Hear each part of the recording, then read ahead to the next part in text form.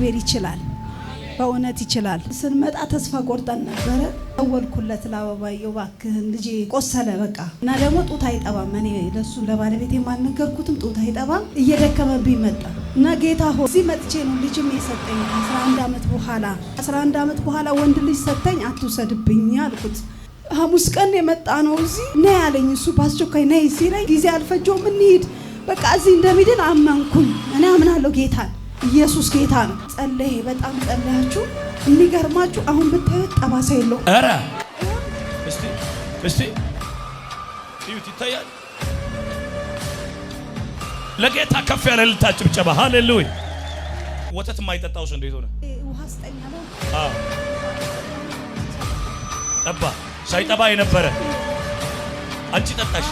ከዛ በኋላ ስኬት እግዚአብሔር ዘንድሮ የሞተውን ያስነሳል።